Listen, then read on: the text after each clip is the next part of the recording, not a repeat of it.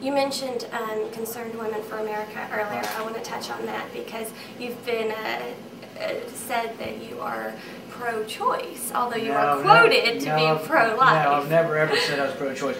My enemies who are career politicians will lie and they will say anything, but I've never been pro-choice. I'm pro-life, 100% pro-life, always have been. And you can't get the Concerned Women of America's endorsement without being pro-life, and I am. And I will defend it. Most certainly. I think the controversy is whether you think it's a state or a federal issue. Actually, there's no controversy either there. My opponents have made this a controversy, but I will support state or federal law that limits, regulates, and or prohibits. And I can't be more inclusive than that.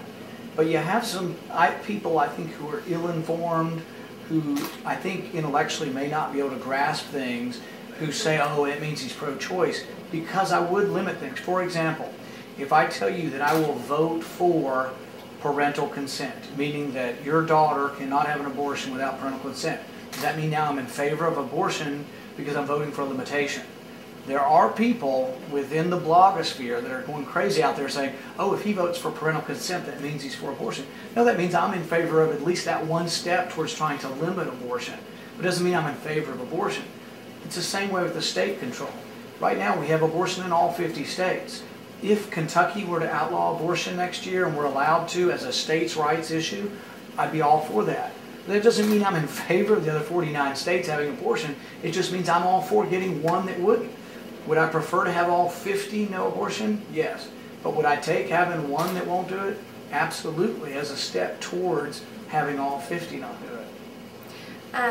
As a Kentuckian, everyone here that I know of is watching the cap and trade bill that was currently passed in the House. It is now in the Senate. If it went up to vote tomorrow and you're in the Senate, how would you vote and why? I will stand up and talk till I'm blue in the face to filibuster it, to stop cap and trade. I think it's a disaster for Kentucky. But I've also said, even if we had no coal, I'd be opposed to it because it's a big tax on your electricity.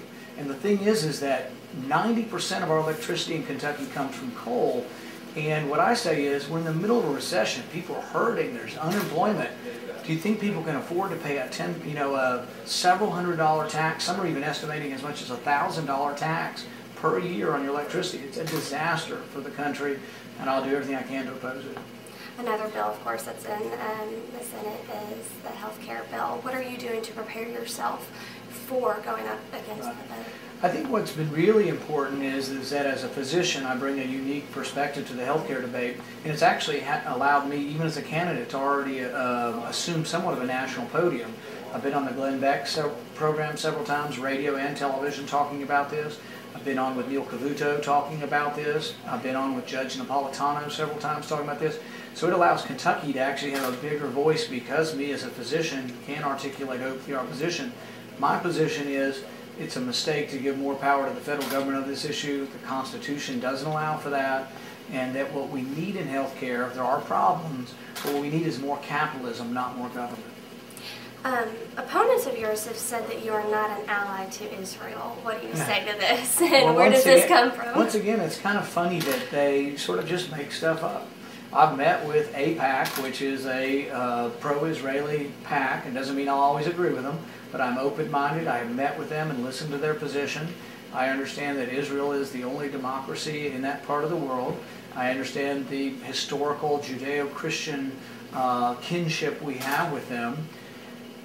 But I won't always just be a rubber stamp that we just always give them all of our money. So, I mean, I will question what we give and how much we give. I told the people from AIPAC, I said, the problem is we give $6 billion to all the countries that surround you, many of which are enemies, and we give $4 billion to Israel every year. So we fund both sides of the potential conflict. I will vote against giving weapons to people who are either enemies or potential enemies of Israel, such as Saudi Arabia. They may not be an open enemy, but what happens if bin Laden's people, the radical people, take over Saudi Arabia and we've just given them $200 billion worth of weapons? I've also told the people that I will not vote to censure or to criticize Israel if they defend themselves.